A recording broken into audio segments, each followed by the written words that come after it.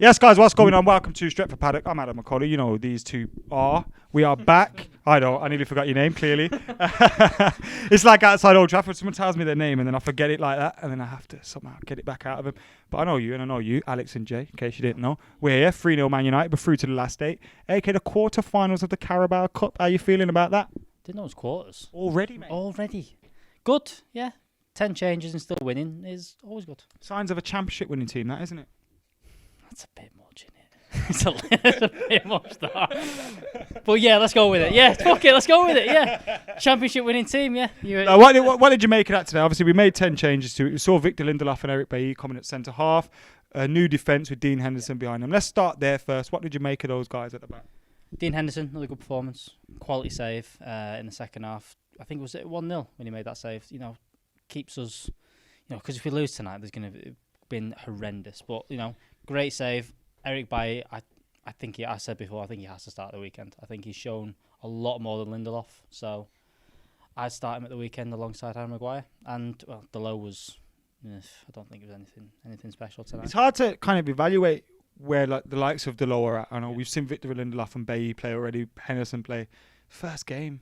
I mean, it's so hard to see where they kind of are physically, mentally. Are they ready for the season or are they off? You don't even know. No, the Delo one, I don't think he does enough. I don't think he's that good to be pushing Wan-Bissaka out of the team. I don't think he's that. Has Wan-Bissaka been playing that well to not have competition? No, and that's the thing is there should be, but I don't think Delo's the one that necessarily should be pushing him. I think maybe even if we do get the left back in, if we get Tellez in, I think that probably Brandon will be the one pushing it right back, kind of the way he did Luke Shaw last season. I don't think that Delo offers enough defensively. I don't think he's that much better going forward, and I think we'll see him leave before transfer window's over. I think that'll be a shame. I think there's something in there, but I would compare it very much to Real Madrid's situation with Reguilon, where I'm not saying Delo is as good as Reguilon. Obviously, Reguilon had a full season last year, but you've got two fullbacks that are ahead of him. You may rate him or you may think there's a player in there, but he's not going to get the game time that he needs, so you may as well let him go. In the midfield, we changed that up as well. McTominay, Fred, Donny van der Beek came in there. What did you think of McTominay and Fred? Obviously, McTominay broke the deadlock today just before half-time, but there's a few bits in there from Fred as well. Yeah, I mean, I'm a fan of Fred. I think the problem is he's sort of, what is he? He's not really a DM. He's not really an attacking midfielder. He's sort of, would you class him as box-to-box? I mean, I think he had a decent season last season, Fred. We were talking, weren't we, up until lockdown. He was one of our better players. But I think once you bring sort of Pogba back in and Fernandes and now Van der Beek, is there a role in this team when we're all at full strength for Fred? Probably not, but I thought he did all right tonight. McTominay obviously got his goal as well. And I think those two have a part to play at Manchester United. Some people will be going on about fringe players and do we need them and should we ship them out? But you need a squad. And I don't have a problem with either of those two coming in when we need to rest players or when we've got an injury. I just don't think either of those two players can do the job of, say, a Nemanja Matic in a DM. Do you know, they have to play. Yeah. I think me and Baggers, when we were doing the sort of the post-match review before, he was mentioning that you probably play them together as a DM, as DMs, which is what we did in this last season. You know, we got the result against City. They played really well, didn't they, just in front of that defence together at the Etihad. But that's the problem. The way we want to play now, when you want to play Bruno, you want to play Pogba, maybe bring in Van der Beek for one of those two. You need one player who can play in that defensive midfield role. And I'm not sure that that's either McTominay or Fred. But tonight they played well. And going forward, I think for games like this, and if you wanted to bring them into the side, you've got no problems. I've got no problem with either of those two players. I think they're decent. I think them being, you got Matic, Bruno, Pogba, who's the other one? Van der Beek. So that's 4. If Fred and McTominay are your 5th, 6th choice, it's a decent midfield, you know what I mean? Van der Beek's performance just off them.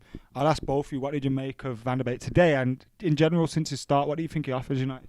I think he's been positive. He's come in and he's not been overawed by it all. He's not been like, I'm at United or the expectation or this different level of football, whatever. He's sort of almost hit the ground running. Obviously got a goal sort of with almost his first touch, wasn't it, against Palace in his first game. And he's carried on from there. And you can see how comfortable he is on the ball. And there's talk of him maybe could sort of drop further back and be a sort of a Michael Carrick type of player. I'm not saying he's as good as him, but someone who can pick those passes out, because he's got it in the locker, and maybe not necessarily getting stuck in with tackles, but reading the game. And maybe there's a chance for him and Pogba and Fernandes to play together in that 3 with him being in a more deeper role. But I think obviously he's still finding his feet as well, and he's played with different players all the time, and he obviously 10 changes tonight. So it's going to take him a little while to get used to English football, to get used to the changes, but already you can see why United have bought him. He's quality, and you can see that on his touch and his vision and stuff like that. He's a decent player, and I'm glad we've got him. We just need to add. I think he's looked really sharp in all the times he's come on and the 2 games he's played. He started. The little touch for Matt's goal tonight is the little bit of quality that you need.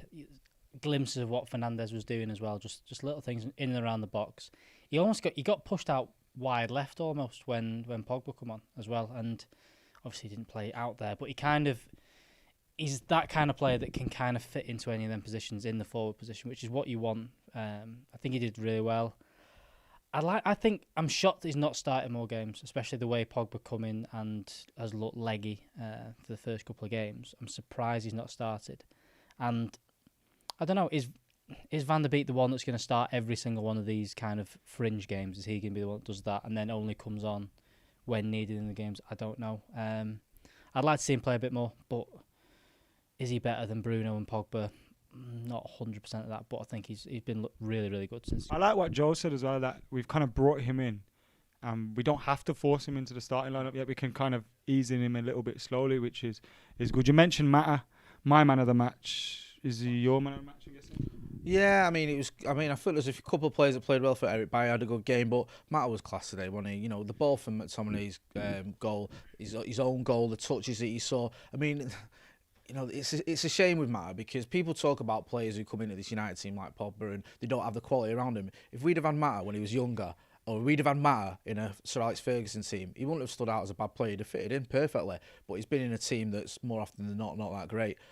But, you know, he's still got that quality. It's just, obviously, you know, his legs aren't what they used to be. But, yeah, you can't help but love Juan Mata, not just because of what he does on the pitch, but off it as well. But he was good tonight. And I think he's got a role to play at Manchester United. You know, we've got a lot of games this season. And even in the Champions League, I won't be against Juan Mata coming on in the Champions League or starting a few group games or whatever. Because he can still do his job in that. I just think he's not the player he was to do it week in, week out in the Premier League. But you know, fantastic performance by him, and you know, I hope that he sticks around and he's a good player to have in that dressing room. Got the experience, won a lot of trophies, and just an all-round good guy. I think the thing with Mata is I think that he has to start games. I don't think he's the kind of player that comes on. I think he did it once towards the end of the last season, but he doesn't. I don't think he comes on and changes the game now. I don't think he's got. I disagree with that. I think there's games, particularly at home, where we're battering teams in terms of they're just sitting back, and I think at times you just chuck Mata in there.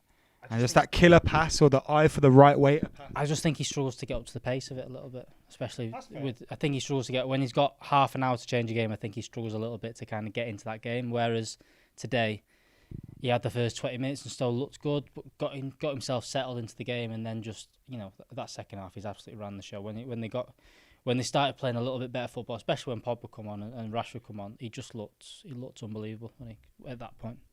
Right, last questions. You mentioned Pogba there. We'll talk about his goal, but I want to kind of shoehorn that into a question on Sunday. Anyone that you think deserves to start that game on Sunday? Happy with Pogba's goal? You think he's got the confidence to start that game now?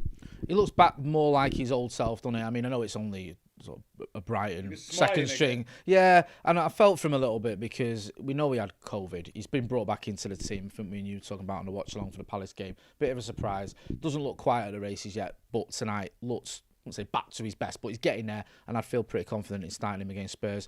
Eric Bailly, we've been going on about this, haven't we? All of us have. Yeah. And I think, it's now the time to start him and Harry Maguire in a Premier League game, a big one. I think it probably is. Bailly must start? Yes, definitely. I think that we had the argument, and I kind of stuck by that argument that Lindelof and Maguire kind of developed a decent partnership towards the end of last season, and we were keeping clean sheets, whereas start of this season, it hasn't been the case. I think they've looked shaky, they've not looked great. And I think that if there's a time to get Eric Bailly and give him minutes, now's the time, because he's looked very good in the 2 games he's played. So I think he starts on Sunday. 90 minutes as well, 2 times. Yeah. I think Ollie's not rushed in him. Every time he's come back before, we've rushed him in, gets injured, back out again. He's just slowly bringing him back in. I think that's a good thing to do, the right thing to do. Any final words? No, just job done. I can't believe we're already, 2 games away from a final?